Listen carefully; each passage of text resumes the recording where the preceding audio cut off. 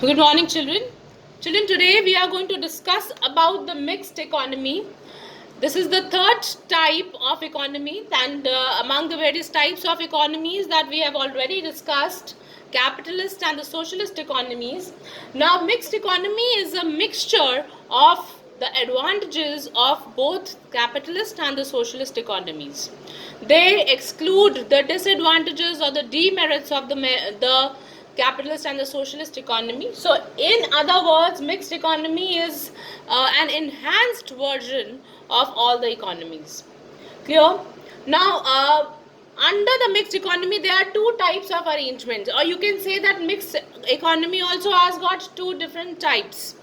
In the first type, it is the government intervention is indirectly undertaken, meaning that the government intervenes in the mixed economy but indirectly. Now, how does the government intervene in the mixed economy indirectly? Is through licensing. It it uh, it imposes various license regimes, okay, through licenses and through various passes, or through various kinds of permissions that have to be taken. All right.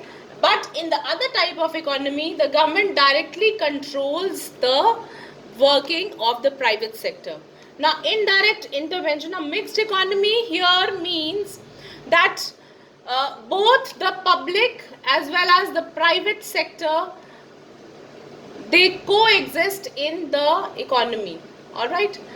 First type of economy here, meaning that the private sector, the production is in the hands of private sector, but the production activities of the private sector are indirectly controlled by the government in the form of licensing, and also in the form of various controls over imports and price controls, etc. Whereas in the other type of mixed economy, there is lesser of public private production, and everything is publicly produced, and government intervenes directly in the production process. Clear? So when I say that the fiscal and the monetary policies which are made by the government, that is, now there's a new word, fiscal. Fiscal means, children, relating to taxes. So in the second type of mixed economy, the government controls the working of the private sector through certain fiscal policies or through certain monetary policies. Now, monetary means related to money. Monetary means related to money. So, in this, it is again related to the monetary and the fiscal policy, and the government regulates the working of the private sector. Now, moving on to the features of mixed economy. Very first feature, like I told you, mixed means both public and private, the characteristic of the capitalist and the socialist economy. So, first feature is that there is coexistence of public as well as private sector. Coexistence means that the public and the private sector, they exist hand in hand, they go hand in hand. Okay. But obviously the public sector, now the areas of production in the in two of these sectors, it is divided. For example, the public takes into consideration the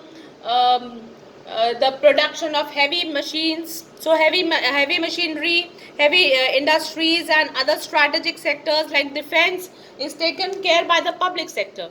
Whereas the private sector, the agriculture and this consumer goods, all the industrial goods, they are controlled by the private sector. So what is happening?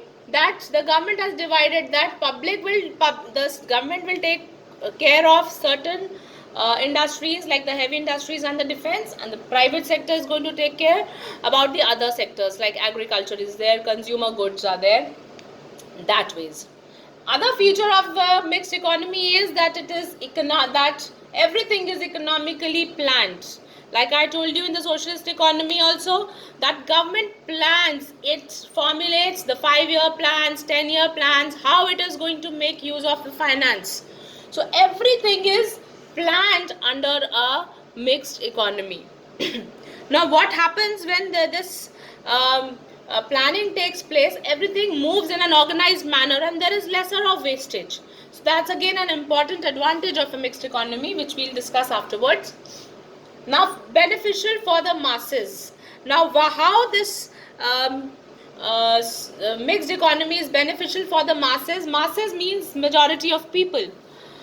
Now children, let me take an example. For example, many times we hear that prices of onions are rising or prices of tomatoes is rising.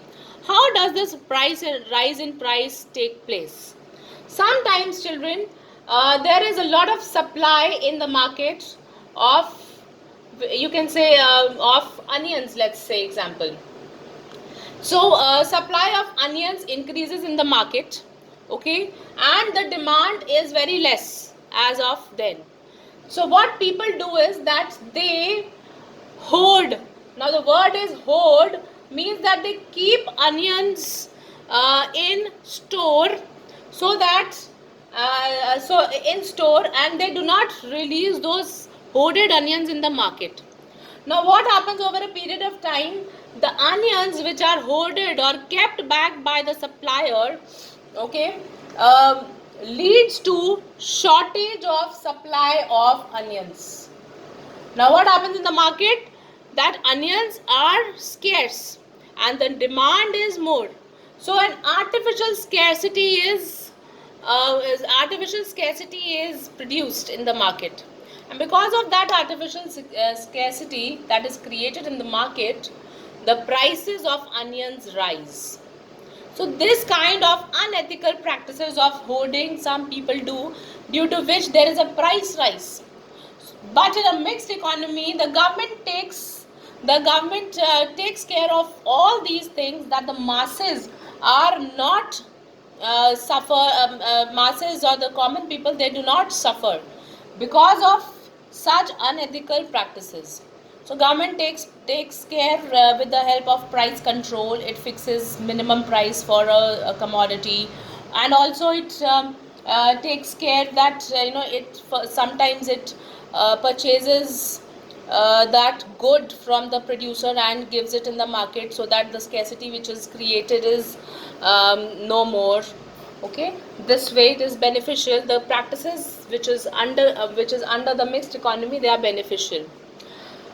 Now the next one is greater social welfare. Now as we discussed in the socialist economy that the basic motive is social welfare, similarly in the mixed economy the social welfare motive is achieved. How? Through the social security schemes. Now in India also we hear that many of the social security schemes like free education till the age of 14, Beti Padhao, Beti Bachao Yojana, all these in the field of health also, many of the schemes are there. So all these are leading to maximum social security of the masses. So in the mixed economy also there is a greater social welfare. Now like I told you, the prices of onions, how it rises. So the government controls the price. The price mechanism plays an important role in a mixed economy also. When I say price mechanism, means that price is a very, very important factor in taking economic decisions in an economy. But here the government fixes some minimum prices of certain commodities, which we call the administered prices, which we say that this is administered. Okay, so administered prices is there. Okay, like for example the railway fare, or the you can say petroleum prices, the gas prices, they are all fixed by the government. So here we say that price mechanism plays a role, but to a lesser extent.